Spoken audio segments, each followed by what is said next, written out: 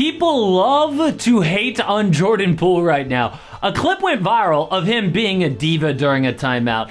The worst part was him screaming at his own teammates, "It is my team, I got this." But that clip doesn't show what actually happened. The timeout was with 1:28 left in the game. Just before that, Wizards up by 2 with 2:30 left. Poole turns the ball over and it leads to a game-tying layup. Then, Brooklyn takes a 1-point lead and Poole turns it over again.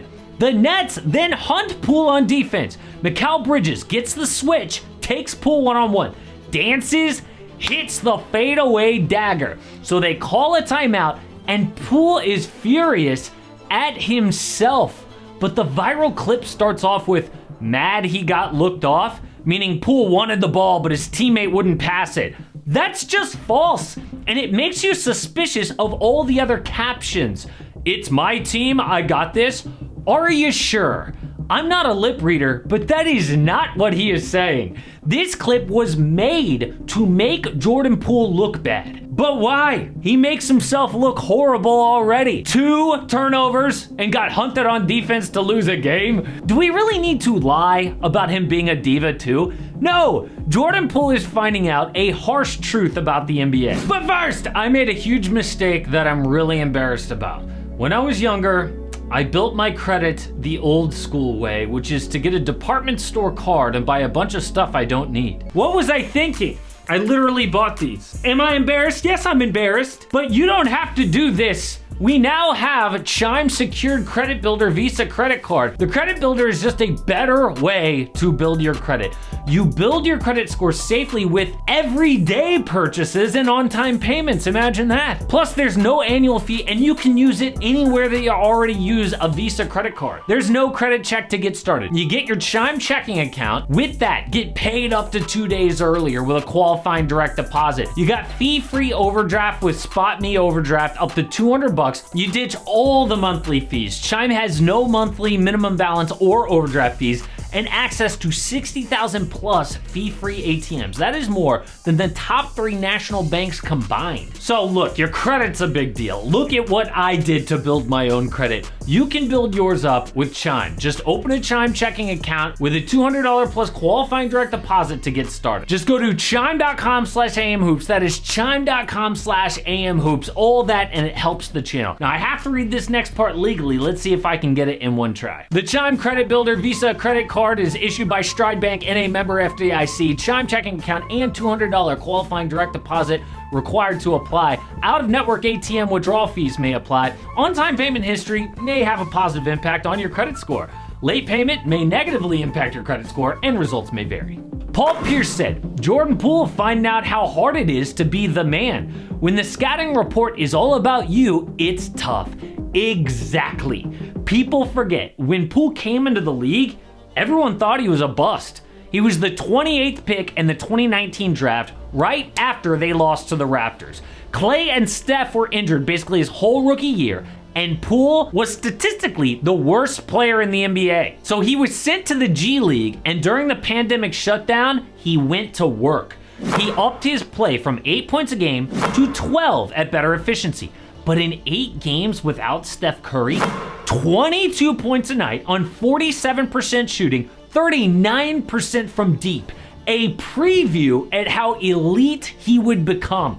The Dubs say they knew Poole was special on a Thursday night in 2022 against Denver. It was a tough game they had to win. And with Steph and Klay on the floor, Poole scored 11 points in the fourth quarter, including back-to-back dagger threes to win it. Afterwards, Draymond Green said, it allowed everyone else to gain confidence in him. I don't have to just go look for Steph or Klay. Let's go to Jordan. That's a powerful tool to have. So they faced the Nuggets again in the playoffs, and Poole won the first round by himself. His 86 points in his first 3 playoff games, second only to Wilt Chamberlain in NBA history. People started calling Poole the third Splash Brother. But 1 year later, Warrior fans were happy Jordan Poole got traded. He went from third Splash Brother to get him out of here. And the reason people turned on him so fast is why Poole's getting so much much hate today. He's always been a trash talker. Dame told a story about how rookie JP caught him off guard one time. I'm at the free throw line and he's just back there just talking. So I turned to him and I'm like, man, like, shut the you know what I'm saying? Like, shut up. That's how kind of how I said to him. He like, make me. And I just remember telling Draymond, like, man, I don't mess with that dude like that. Like, I don't like him. But eventually, Draymond didn't like him either. During practice, we now know that Poole said Draymond is an expensive backpack for Steph Curry. Now, I won't show the punch because YouTube will demonetize me, but we know what happened. And Poole knew it would piss Dre off because he's insecure about that stuff. Just look at the Rudy Gobert thing. Dre won Defensive Player of the Year in 2017, but Gobert dominated the award, taking 3 of the next 4. So Dre took it personal. He would get unnecessarily chippy in games, made fun of Rudy for crying about the All-Star snub. Over the years, it is Draymond sniping at Gobert until he took the opportunity to choke him out. So of course he was gonna punch Jordan Poole. And at first, fans had Poole's back, but then the season started. They had an awful record on the road, and Poole was a big part of that. He played horrible defense and took stupid shots. Poole became basically unplayable in the postseason with turnovers and this stupid shot with 10 seconds left to lose against the Lakers. So fans didn't hold back. I wish Draymond would knock him out right before Game 7 tip-off. His ego is stronger than his focus on the game. Imagine Warrior fans talking like that about their own player. Well, what's it gonna look like when he's on a different team? The hate is off the charts. But it's kind of been justified. His highlights are embarrassing, but the stats are even worse. The Wizards' offense is 16 points per 100, worse with him on the floor. But how is that possible? He's a certified bucket. It's because he misses so much, guys like Denny Avila are already over it. On defense, he is just as bad. So in total, the Wizards are negative 31.5 points worse with Jordan Poole. That's like me on the team. Okay, it's more than that. It's also about his teammates. But the sad part is, they don't even like Jordan that much. A reporter named Mark Stein just said, did the Wizards trade for Jordan Poole to try to rebuild his trade value and move him later?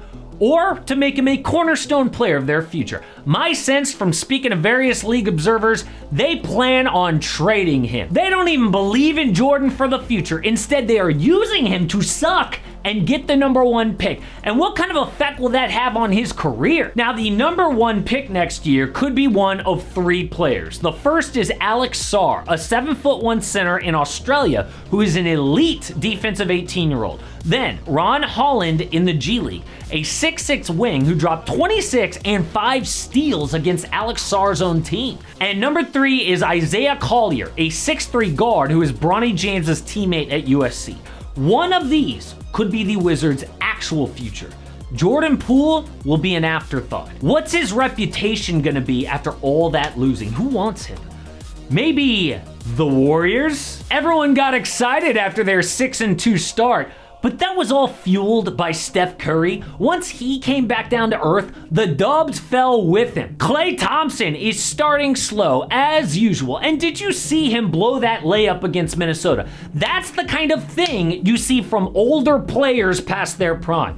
Andrew Wiggins is in a major slump, and Steve Kerr called him out. He's probably a couple weeks away from really being able to have his conditioning and rhythm where he wants it to be. Yeah, that's a nice way of saying he's not in shape. Chris Paul has been amazing at not turning the ball over and diming assists. But they need points. Before Steph was out on Tuesday, the Warriors didn't have one player score over 20 points in a game besides Steph. That is embarrassing. Now, I am sure they will break out of this slump, but this is exactly how Jordan Poole used to help them. Whenever Steph didn't have it, Jordan could step in and could drop 30 on any given night. Or the Dubs could trade for Zach LaVine. Look, I know it sounds crazy, but LaVine is officially on the trade block, and there is one deal that actually makes sense.